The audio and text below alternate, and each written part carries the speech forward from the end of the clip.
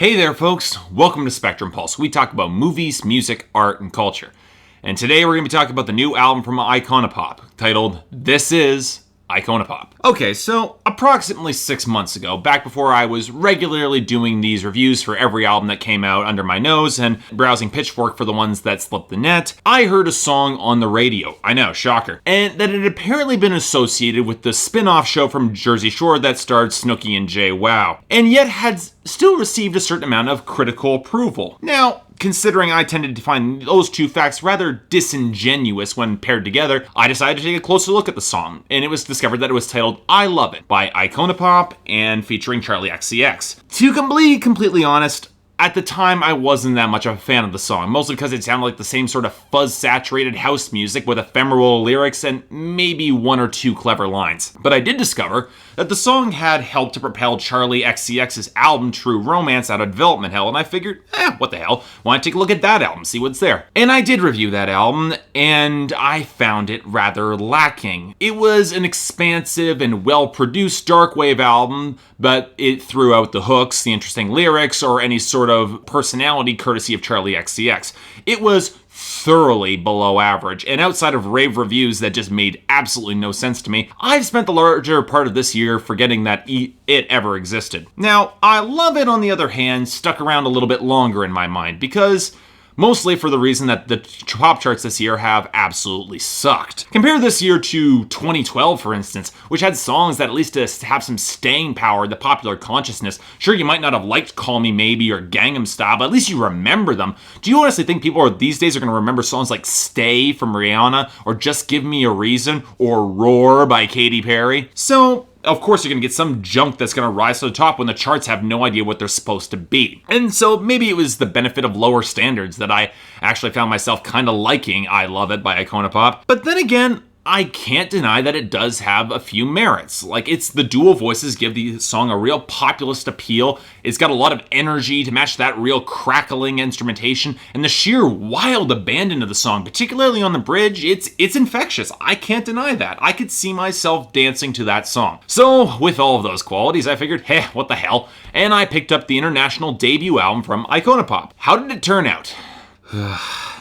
Well, it's not as bad as Charli XCX's album, but I don't have many kind things to say about This Is Icona Pop. At the same time, this is going to be another one of these frustrating albums to review, because this album's intentions and goals that it set for itself are a low bar for which to gauge any sort of objective measurement. I don't think I really liked it, but I can't deny that it's kind of succeeded in what it set out to do. Okay, I'm not making very much sense, so let me try to explain this. And I think the best place to start is on the instrumentation and production. This album starts off with I Love It, and really, it's the best song on the album, unquestioned. It sets the album off on a really great path, with a lot of energy and personality. And then you realize, as you continue going through the album, that the next 10 songs are just going to be attempts to recapture that magic with a lot of the same themes, instrumentation, and production. Alright, okay. That's slightly unfair, but look, it becomes pretty easy to distill the formula that Icona Pop uses to create pop music down to a pretty specific bit. Repeated verses with a slower build-up, this crescendo, and then this fuzz-saturated dance breakdown where the electronica manages to swallow up or distort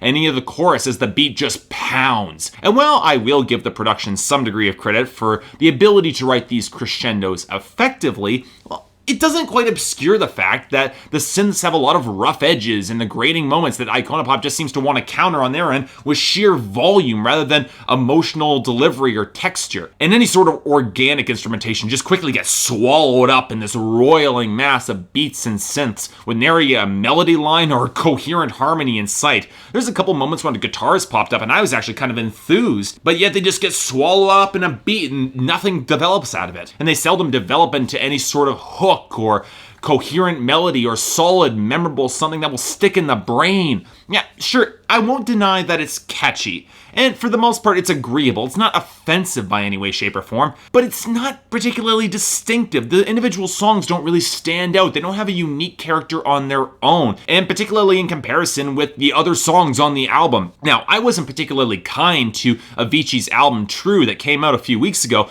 but at least songs like Wake Me Up had a well-composed melody line that stuck in the brain and was memorable and was delivered well. Here, Icona Pop just want to rely on the sheer scope scope and heaviness of their instrumentation to stick with me. And look, I'm sorry, that's not enough. Particularly when I find their instrumentation a little overproduced and they're cluttered with a bunch of extraneous effects that just detract from the vocals and the lyrics. Okay, so what about those vocals? Well, for starters, I'm not much of a fan of the vocal production. For as much energy as Icona Pop do bring here, it's not very raw, and because the production is very, very flat, not allowing their voices to grow and develop beyond a certain point. It feels like very much like they're singing into a brick wall. And look, while I think both of the women are passable singers, neither of them show much modulation or much texture or individual flavor in their delivery. On top of that, while I do appreciate their energy, I'm a little baffled that they didn't even seem to attempt to harmonize or create any sort of elegant vocal arrangement other than both singing the exact same melody at full volume. It reminds me of some of the complaints that people said with Glee, that some of their vocal delivery, just some of that texture and unique instrumentation was lost. So not only am I not able to tell them apart and they lose a lot of personality with me, the songs just don't develop in any significant way. They show pretty much the exact same emotions on a lot of the same songs. The opening for Ready for the Weekend seemed to be going in a little bit more of a gothic harmony that, heck, it got me interested. And then their voices fade away in favor of a goddamn chipmunk voice effect. And you know what? I nearly turned off the album then and there. I was this close to just stopping and giving up and saying screw it. But you know what? I kept on, and really, I'm not sure I should have. If it wasn't the vocals that stripped away any vestige of personality, the lyrics certainly did. Again, maybe it was a bad idea that I reviewed Avicii's True when I did, which actually seemed to be trying on an instrumental and lyrical level to be exploring some interesting concepts beyond the typical shallow party music. But yeah, Icona Pop have no such ambitions, and there's not a single phrase, lyric, or concept that hasn't been done before a dozen times already. And sure, you always get repetition in pop music. The topics tend to stay similar. I do realize this, but the lack of lyrical flavor or texture, the fact that Icona Pop really come across as anonymous pop stars just really threw me on edge. I will give them this. There are moments when they try to slow things down and they try for a more intimate atmosphere, but here's where I have the same complaint that a lot of people have regarding boy bands. It's kind of hard to build intimacy and closeness when there's two of you that I can't tell apart. Say what you will about the Backstreet Boys, but at least they had differing voices and appealed to different audiences in their delivery. Here, I just feel like the two women are effectively interchangeable, and that's a real shame. But okay, look, I understand that Icona Pop are not trying to blow me away with lyrics or interest me with their unique personalities, presuming there are any. They just want to make me dance. That is their low bar. That's the goal in which they're trying to achieve. And you know what?